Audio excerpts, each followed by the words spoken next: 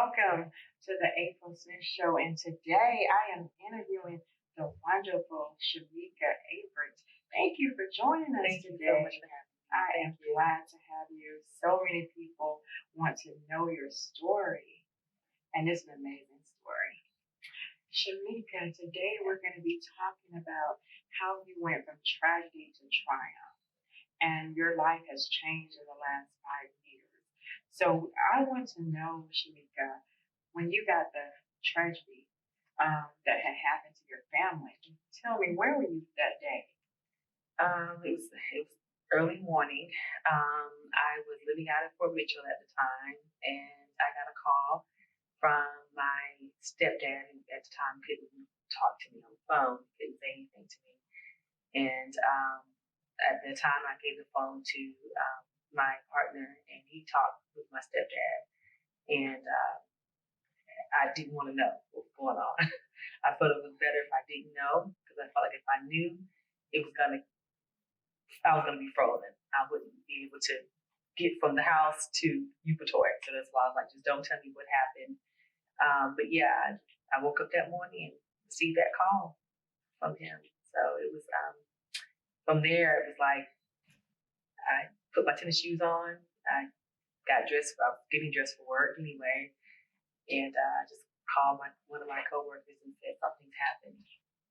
And at the time, I really just thought it was just my mother. I thought that something happened to her, and I'd already kind of shifted my mind to thinking that, okay, I'm 36 years old. I've had 36 years with my mom, and if this is it, then I've got to transition on without her. That really was what I thought it was. I didn't think anything past that, and obviously it was much more than that. I didn't know at the time, but we just got in the car and headed out there. And Utah is about a good 35, 40 minutes from Fort Mitchell. Yeah. So we pretty much almost ran every stop sign getting out there, because he knew what had happened just based on what my stepdad was finally able to relay to him.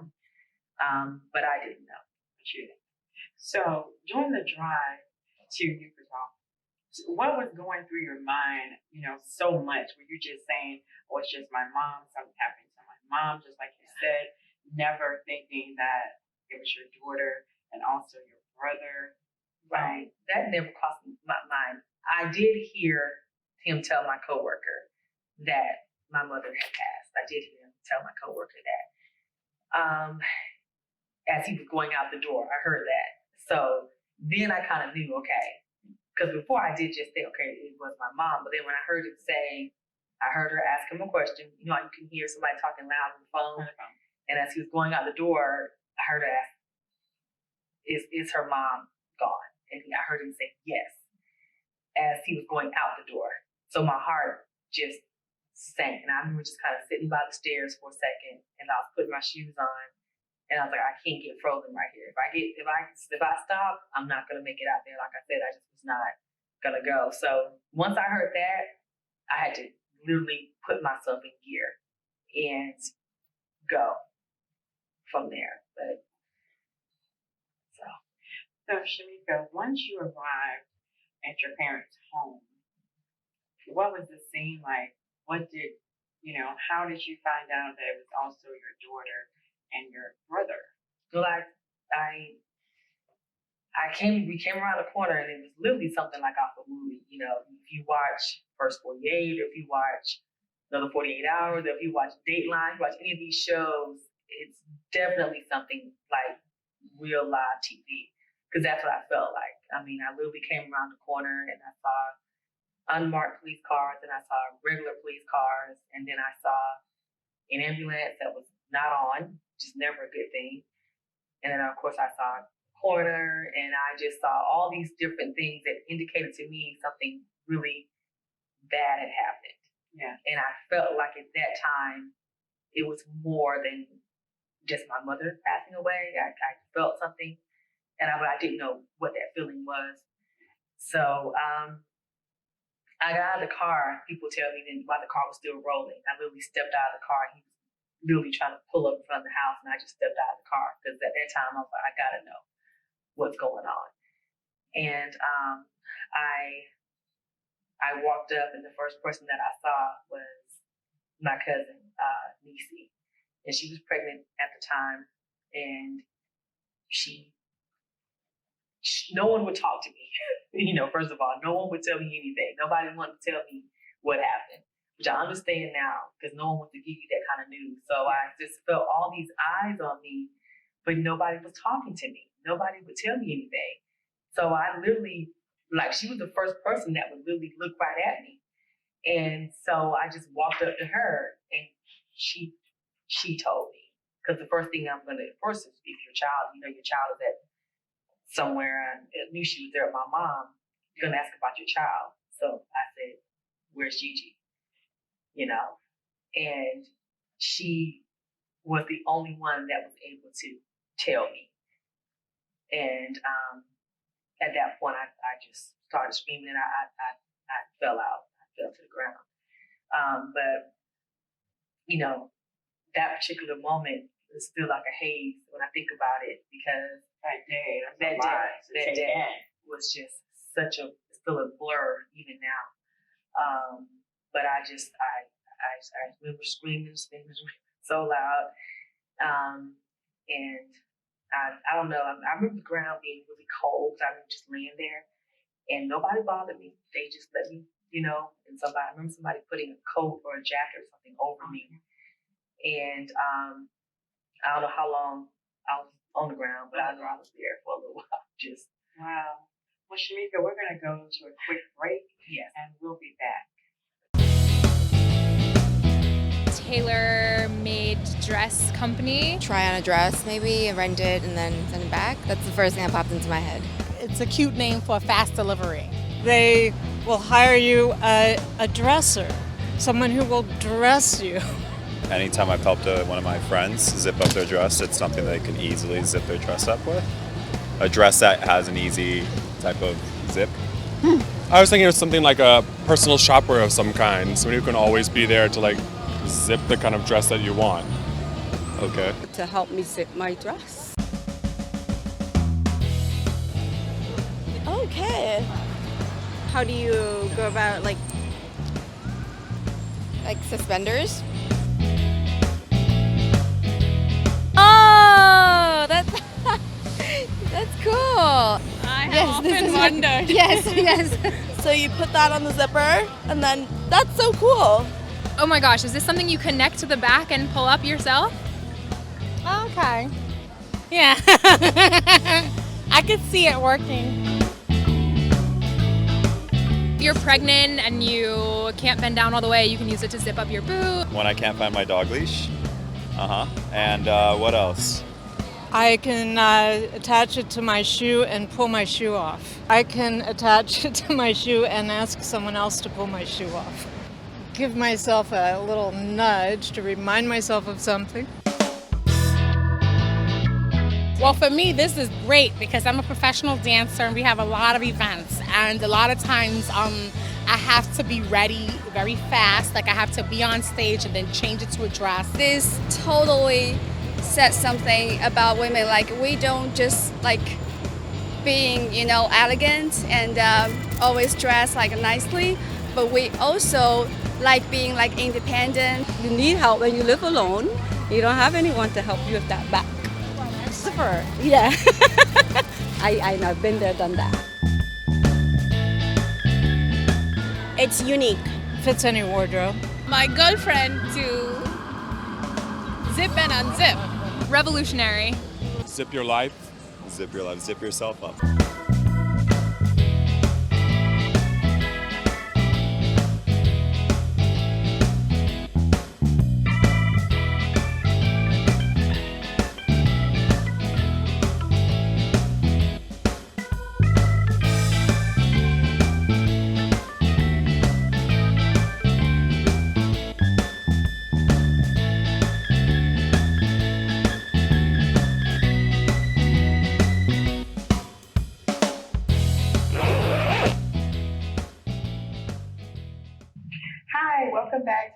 Smith Show. If you're just joining me, I have the phenomenal Shamika here. We're talking about how she went from tragedy to triumph. So, Shamika, we're going to jump back in where we left off. You was telling me about the day that you found out that your mother, your daughter, and your brother had been murdered. So, Shamika, once we was talking before, and you were saying, how you found out that it was your daughter also. But when you first pulled up and you saw the car, I'm pretty sure you knew then that your mom didn't just pass away naturally. It had to be something. So once all of this transpired and you got to knowing that one of the accusers was a family friend, how did that resonate with you? That didn't happen until about a week or so later, and I just give a huge shout out to our police department here in Columbus because they pulled out all stops to figure out what happened. Once we knew that my stepdad wasn't involved, because obviously you're gonna look at the spouse first, and he had worked all night, and of course he's a nurse here in Columbus, and so he got off work that morning because he work at night, and we came home and discovered the cars. Two of our vehicles had been stolen. They were not at the house, and the garage was up, and he went inside the house. And so once he was obviously eliminated, and they had actually questioned all the family individually, we found out about a week or so later. They called us down to the police station and started to ask us these very direct questions about people that we've known our whole lives, which was one person was his grandmother, Margaret, and she's since passed away, but they asked us about her, and then they moved into asking us about Javarsi and Weedy Tapley. And so at that time, we were still a little confused because I've known this kid his whole life. I remember him coming around 10, 11 years old, coming around my brother, for the summer, and us taking him places and going on vacations with him. And he always seemed to be a pretty good kid. So we never in a million years would have ever thought that his name would even come up. I remember like it was yesterday, the look on my stepdad's face when they said his name, because we were like, no, not him. No, you got the wrong person. Like, this didn't happen. But the more they talked to us about it, the more they talked to us about, the conversations that they had with him, and the fact that he didn't want to show his phone, he had deleted things from his phone, and then he finally admitted that he did in fact call Caleb, that night. And more things started to come out. Evidence at his house, things he tried to get rid of, clothes he had taken from Caleb, and kind of tried to throw away, at his grandmother's house. Everything started to come together, and it pointed, directly to him. Well, so y'all eventually found out why did they do it? I mean, what made them go target your we don't really, even to this day, 5.5 years later, we really don't know why.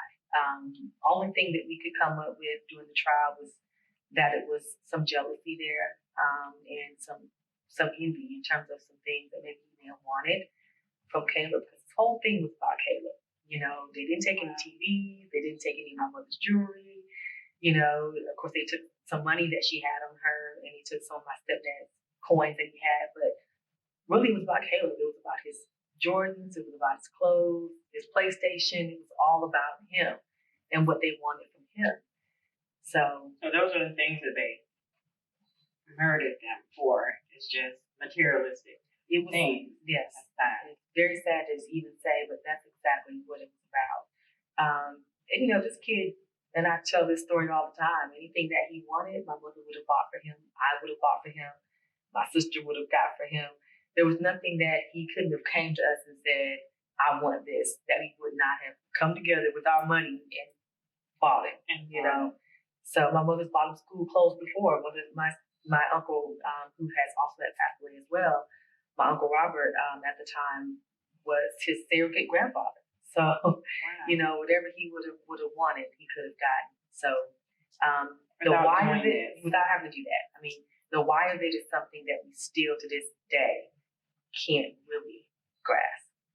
Well, yeah. Just thinking about it being, I'm just trying to say if I was in your situation, someone that I've known, I've been around, been in, my parents' home, and then to find out that they was a part of the murder, I don't know how I would feel. Because that had to take a lot out of you. Yeah, just very to know mixed about emotions. Very mixed emotions because, like I said, in so many ways, I thought he was a very mature kid, and I thought that he was somebody that could, be good for Caleb to kind of glean from. You have very mixed emotions about it because on one hand, you are very, very angry, and on the other hand, you're just totally confused about as to what happened. So how did the other two young men get involved? How did they play a part in the murder? I believe he just asked them to come along, and they did. Were they intending to just do a robbery, or did they have murder on their mind? That's just something I'm really not sure. I think that Javarce knew what he wanted to do. I really don't. I don't think the other two knew what was going to happen. I think they felt like it was going to be a robbery, and it ended up being that. Okay, we're going to go to a commercial break. Yes. We'll be right back. Fountain Bay Resort is your home away from home, tucked away on 38 acres. Fountain Bay currently consists of 5 one-bedroom villas, 4 condos, clubhouse with a full restaurant. At Fountain, you'll be able to embrace yourself, relax, and unwind from the day-to-day stress. You'll be able to have a nightlife experience with a bonfire and the sounds of rake and scrape. They also offer fly fishing. Relocated just 5 minutes away from the New Bight International Airport, Fountain Bay Resort works along with Marlin Air in transporting guests to the island from Nassau and Fort Lauderdale. Fountain Bay offers a free airport shuttle. We have a car rental service as well at the New Bight service station. Comfort and pleasure is our aim. Each of the 1 bedrooms are fully furnished with kitchenette, wash and dryer, inside and outside shower. You can enjoy the scrumptious meals served in Fountain Bay.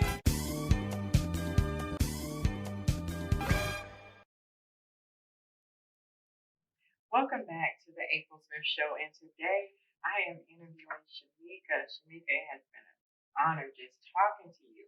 But one question that I want to ask, how have your life changed after losing your mom, your only daughter, and your brother 5.5 years ago? Man, it's almost like changing every day. I'm discovering something new about myself. Discovering strength within me that I never thought I had. It's changed for, I don't know, I've been able to do a lot, in my community in this last, year and a half, that I never thought I would ever do. Based on the fact that a pandemic hit and I didn't want to be at home thinking too hard about things, and I just kind of threw myself into my community. But it's changed drastically because your identity changes. It's like you were a mother, you were a daughter, you were a sister. I feel like I'm a sister, but it's like, how do I identify now? And I have to constantly remind myself that I am still a mother, and I'm still a daughter, and I'm still a sister because my sister is still here, and I'm still, here for her. So it definitely changes who you are, and for a long time, for some years, I didn't really know who I was, how to identify. And so depression and, PTSD, those things are very, very real when you deal with the trauma. And you can be on Facebook smiling, laughing, but deep down inside, you can be really broken. And I was definitely that person. So it definitely changed me, and I really had to think to myself, okay, what do I want to do from this moment on? What would my mom want me to do, right? Would she want me to wallow in this depression and just like not, try to do something positive? And even today, every day, I think about what would she want me to do? Just yesterday, I had a memory on Facebook from my daughter about 7 years ago. She was going into the 2nd grade, I believe, at North Columbus Elementary. And of course, I put a post on Facebook, Gigi's first day of school, and everybody was making comments. I actually screenshot it, and I was out of town, and actually it was on Sunday. Well, yes, it was Sunday. So, I was out of town, and I was riding around, and I was thinking about her, and I cried. I literally rolled around my car and cried, thought about it. You never get over it. You just find a way to get through it. And that's kind of like what I've done. I've tried to find ways to get through it, and don't think about getting over it, because you think about getting over it, you think there's a way to do that. You try to look for ways to do that. Next thing you know, you're drinking, you're doing all kind of crazy things. You have to find a way to get through it, and you can only do that with God. And I've learned that as well.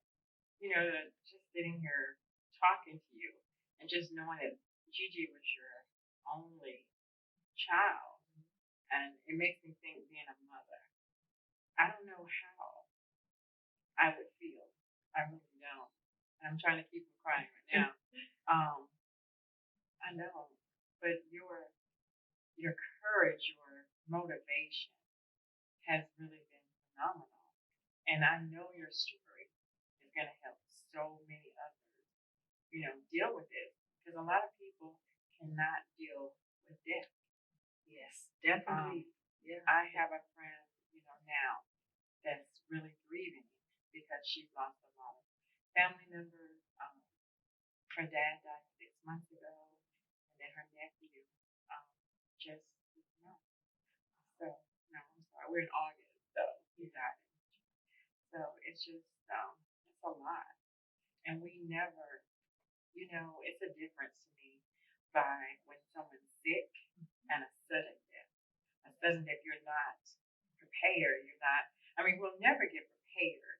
But the thing about it is, if somebody's sick, okay, maybe they're not going to get well, but you get a call and say your mom, your brother, your daughter, you didn't hear that it was your daughter until you actually got there. So I can my heart just feels for you, to go back to that day, just to think about it, and how you said you just dropped, because that would make anybody drop. Okay, I thought it was my mom just had passed, and now I'm here. You're saying my brother, my daughter, who did this? Why did they do this? Did they have to? Did they have to die? Things like that would just run for, in my mind. I know sometimes that plays in your mind.